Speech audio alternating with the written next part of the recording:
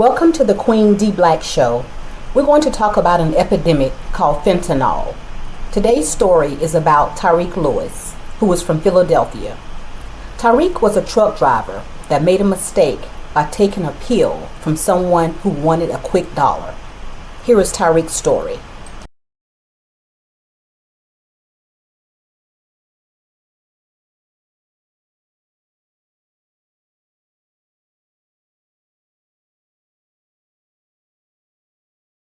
It's a trauma that still has the whole family uneasy, I would say. It's something you never get over. It's trying.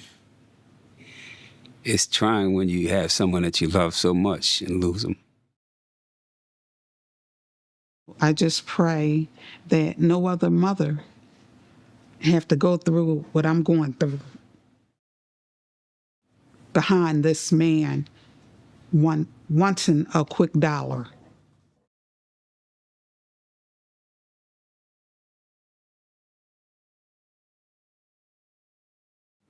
I'm here to speak for my son, Tyreek Lewis. He passed away due to fentanyl poisoning.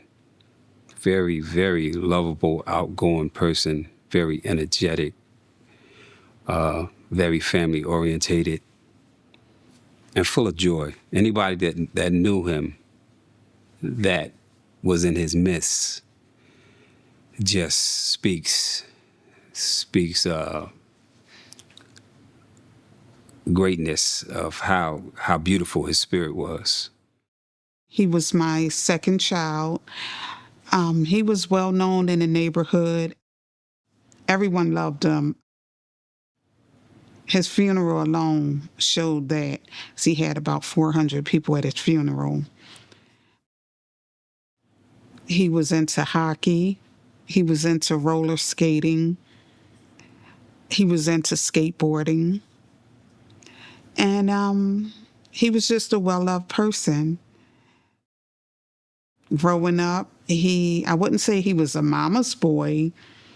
He wanted his freedom, but he was somebody that, people loved to be around. He was also a rapper. So he was someone that people loved to be around. Yeah. If you was having a bad day, he could put a smile on your face. Yeah. Through school, Tyreek, he did very well in school. In the beginning, they actually diagnosed him as having ADHD and wanted to put him on medication, something I refused. I refused to let them put him on medication. So I worked with Tyreek. So Tyreek was a little active from the ADHD, but with me working with him, it helped to calm him down some.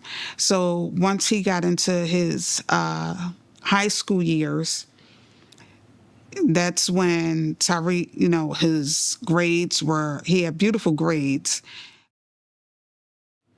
He was just basically branching out as a regular teenager, hanging out at the skating rink, or we lived in Philadelphia, and there's a place there called Love Park. He would actually either roller skate or get on his skateboard, and from where we lived to get to Love Park was about 14 miles. So every day he would go to Love Park to be with his friends to skateboard or roller skate. And, his grades he had good grades in school. And that was something that he rolled over to his children. Tyreek has 3 boys and 1 girl. His oldest son graduated from Temple College. From there, he went on to Drexel. He graduated from Drexel, and he's now an RN. His second son is in Drexel as we speak. His third son graduated from the firefighters program. And his youngest child, which is his daughter, she's 6 now. She's into gymnastics. She's a daddy's girl. She's into gymnastics and everything. So he was a family-oriented man. He loved his family first. With his boys, he did everything with his boys. He loved his boys. Yeah. Tyreek never had no drug use. The issue that happened with Tyreek was a truck driver. So he drove a truck from state to state. And his back was bothering him. So while he was on vacation with his fiance in Puerto Rico, she told him, I'm going to make an appointment with the doctor for you so you can go to the doctor so they can help you out with your back because you're in this truck for 12 hours a day.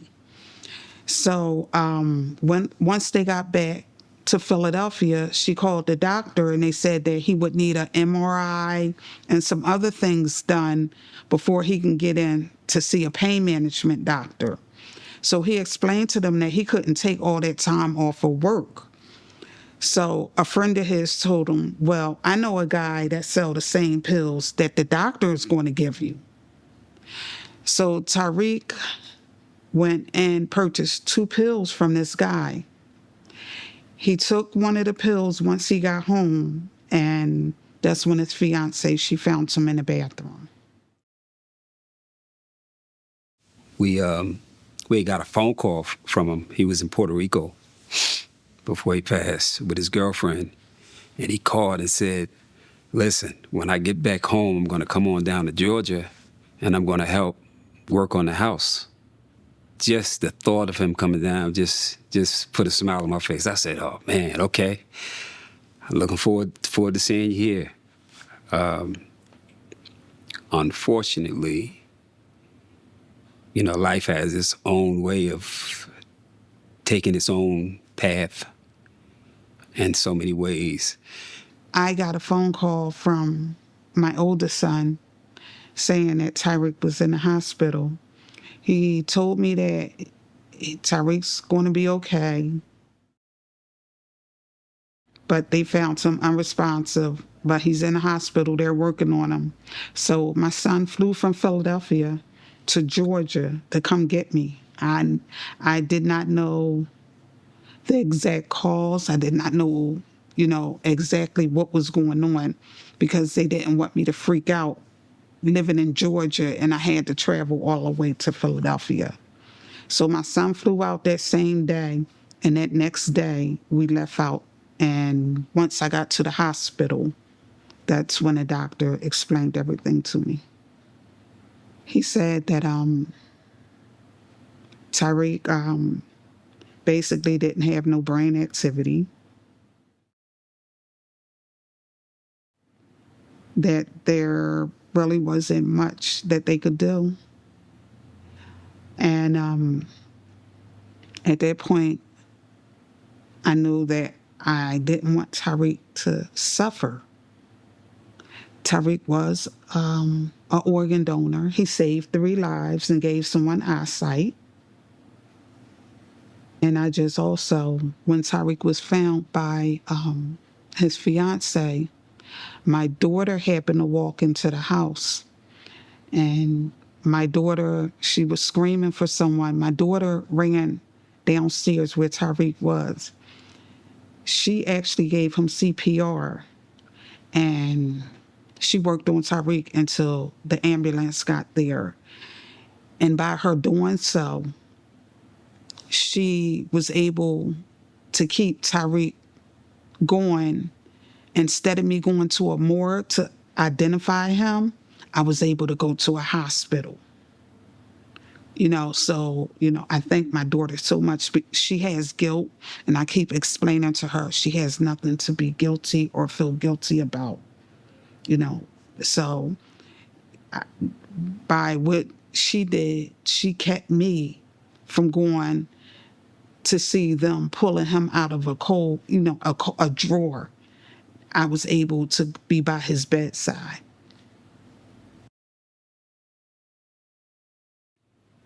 It's it's trying. It's trying when you have someone that you love so much and lose them. But the beauty of it all is that I have my wife, I have my other children, and we have all the good things that we do in his name, in his honor. And when things first happened, I kind of have the kind of character of being cool as a cucumber.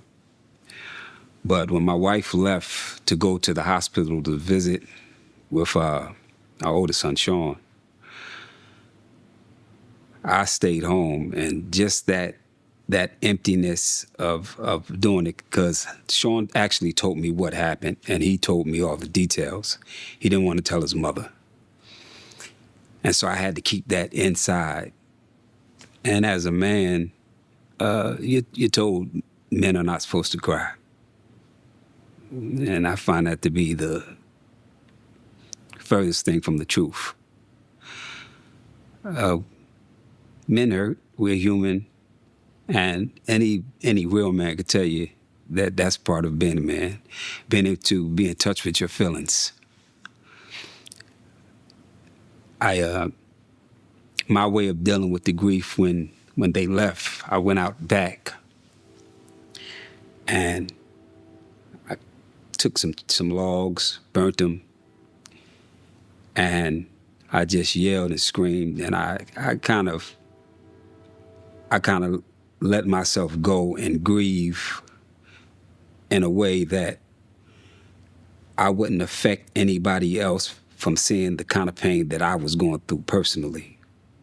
So I kind of let my head down with that one. I, yelled to the top of my voice, why this, And the beauty of it is that, the memories that we shared, the personal memories that we shared, so vivid, I still hold on to them, and I know that's what keeps me motivated and keep me moving, is because I know that all of us as human beings, we have a spirit, and the energy that's inside of us that create us as a person, this vehicle we call a body, is just a part of it. I know once we leave this body, we're still an energy force, and we carry on wherever that may be. But I know he's still here with us in that form, because I can feel his presence on a daily basis. He still inspires me to this day. When it comes down to my wife, I kind of keep certain things to myself for the fact that her bearing him, carrying him for 9 months, that's beyond what I can even tap into.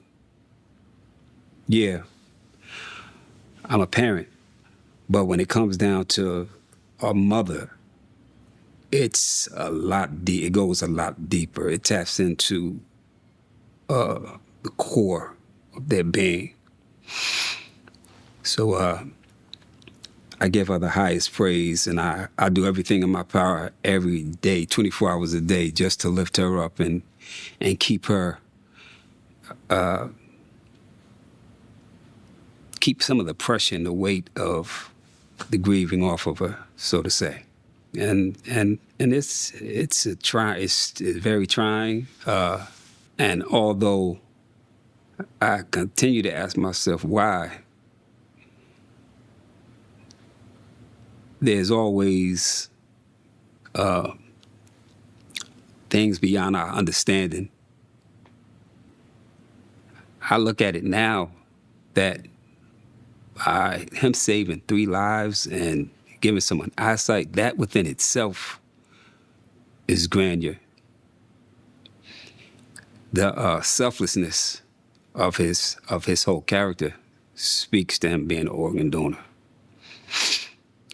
And I don't think he would have it any other way. I think that he would say, well, my sacrifice to save somebody else is good enough for me. And I love him for it. But I miss him. Miss him like crazy.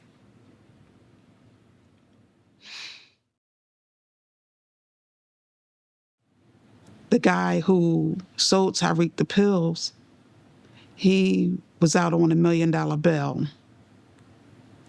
As of July 2nd, it just passed this year, 2024, they found him not guilty.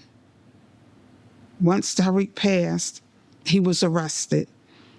And then he was out on $1 million bond, which in the state of Pennsylvania, they do 10%, so $100,000.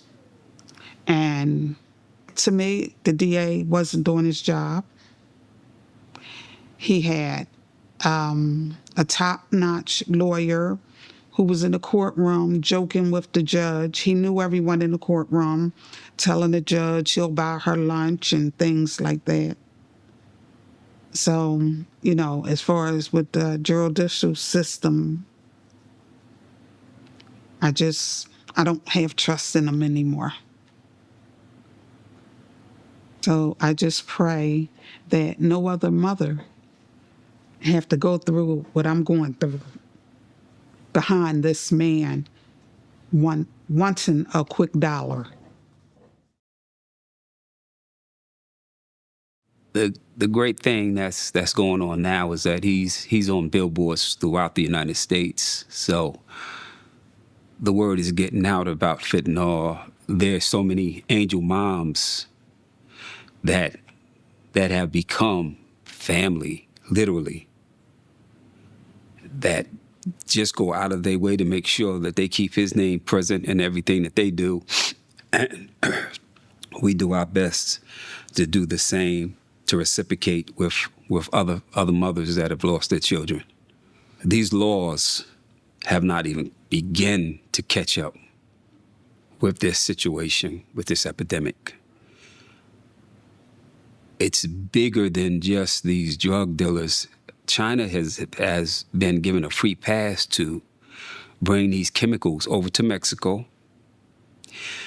Once they get to Mexico, mix them, and get them over here in the States.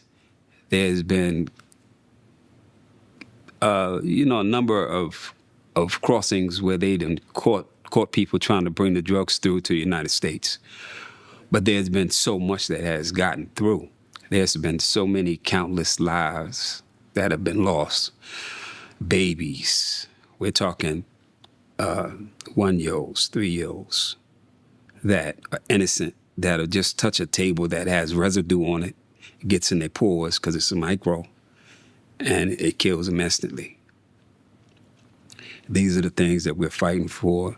These are the things that every day when I meet people, it's not a conversation that ever stops coming from out of my mouth. When I meet people, I'm constantly telling them, listen, I got a story to tell you because I don't know if you know about this fentanyl epidemic.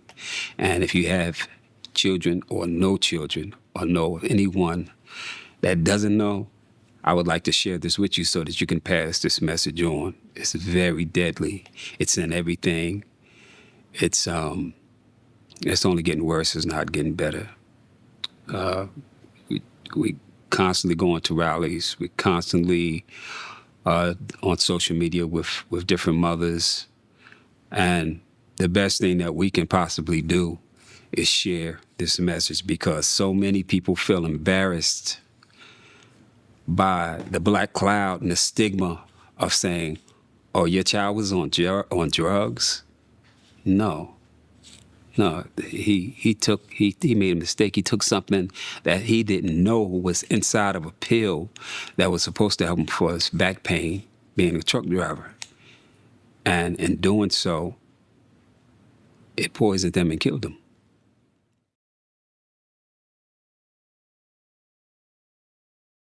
have my good days and my bad days, but basically my advocacy is what gets me through. To know that I can help someone else, knowing that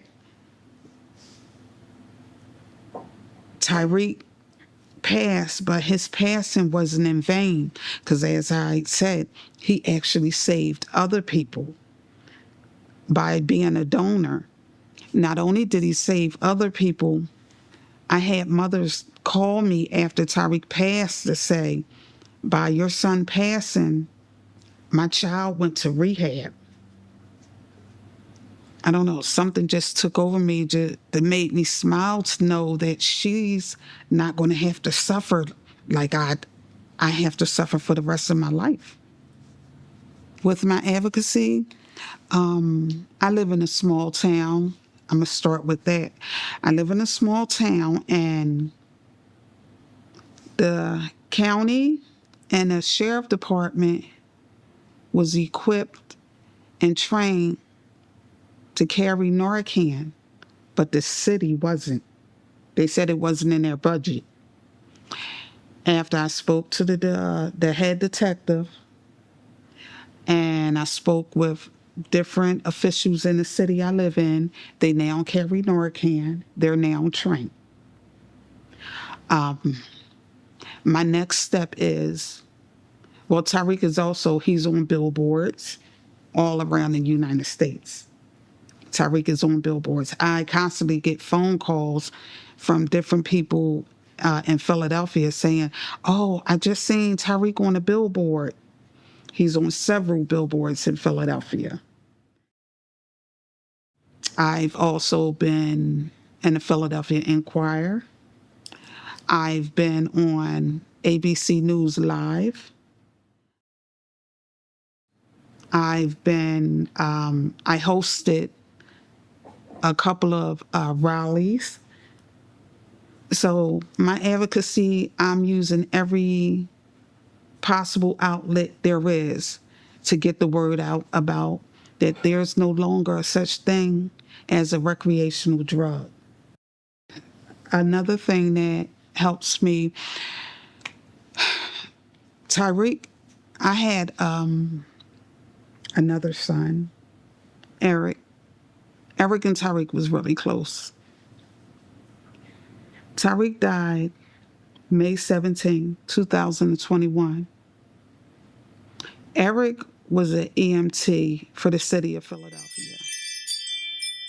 But once Tyreek passed, Eric was very depressed. 9 months later, on Valentine's Day, February the 14th, 2022, I get a phone call that Eric hung himself. So, out of losing 2 kids and within 9 months, and I still have my sanity,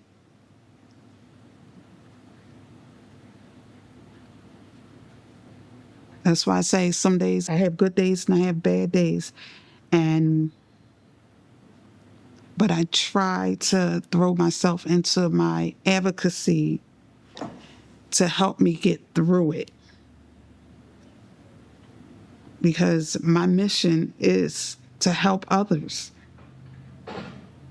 And my motto is, I lost my child, but I'm out here fighting for yours.